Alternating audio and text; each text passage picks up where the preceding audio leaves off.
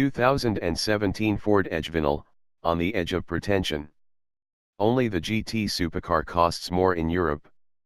The globalized nature of the auto industry creates plenty of anomalies. This Canada-built, diesel-engined luxury Ford Edge aimed at the European market is one of the more interesting ones. Consider the Edge Vignale to be a visitor from a parallel dimension or an insight into what Uncle Henry thinks buyers on the other side of the Atlantic want.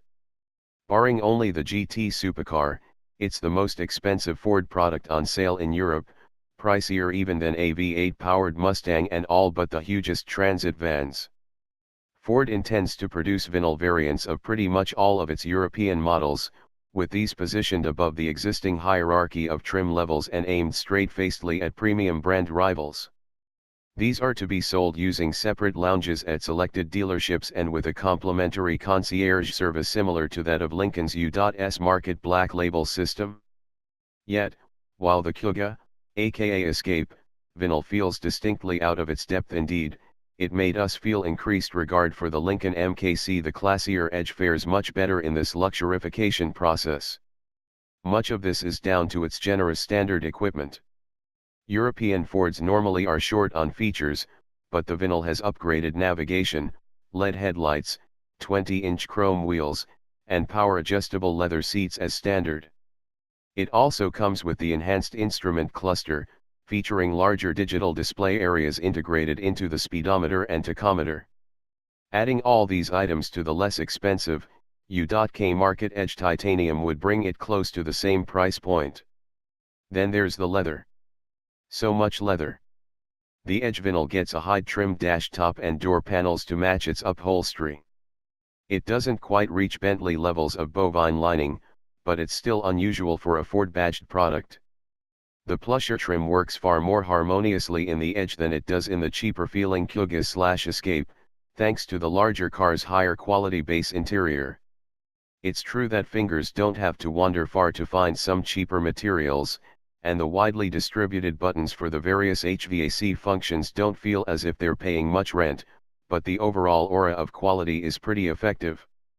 Space is as generous as always in the Edge, with the lack of a crammed-in third-row seat giving the Vignale an equally cavernous cargo hold as its US sibling. Truck-like power plant. At this point we should be telling you about the Vignale's version of the EcoBoost turbocharged 2.7-liter V6, the same engine that powers our range-topping Edge Sport and the equivalent Lincoln MKX. Sadly, we can't, because while that muscular power plant would suit the Vignale particularly well, Ford of Europe offers only 4-cylinder diesel power. Specifically, the Edge Vignale relies on the venerable Durator 2.0-liter turbo diesel that was originally co-developed with PSA, the French company that builds Peugeot, Citroën, and DS cars. While we often envy Europe's sophisticated diesel engines, this isn't one, being both old-fashioned and crudely coarse compared with better rivals. Two versions are offered in the Edge Vignale, a lesser 178 HP unit that is available only with a 6-speed manual gearbox plus a 207 HP version that pairs with Ford's PowerShift dual-clutch automatic transmission. Both versions have standard all-wheel drive. European Edges don't have a front drive option. The car we drove was the more powerful iteration, which left us with no inclination to experience the lesser version beyond the considerable novelty that would be the experience of driving an Edge with a clutch pedal.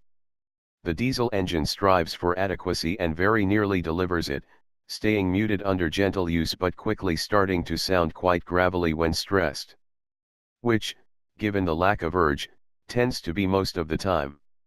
We didn't extract any performance figures, but Ford's claim of a 9.4-second 0 to 62 mph time gives a good idea of how leisurely the diesel Edge feels even with maximum accelerator to carpet contact. The gearbox has just 6 ratios but shifts among them cleanly at low speeds, getting more hesitant only when asked to make up its mind quickly. It does, however, change impressively rapidly when shifted manually. The rest of the Vignale is mechanically identical to the standard Europe Market Edge, although both sit on a firmer suspension compared with the North American models. The ride is pliant and well damped over rough surfaces, and the Vignale is quite refined at speed, thanks in part to an active noise cancellation system. There's a springy weight to the steering's power assistance, but front-end responses are impressively accurate and the Edge feels wieldy when asked to tackle narrow European roads like those we drove it on in the French Alps.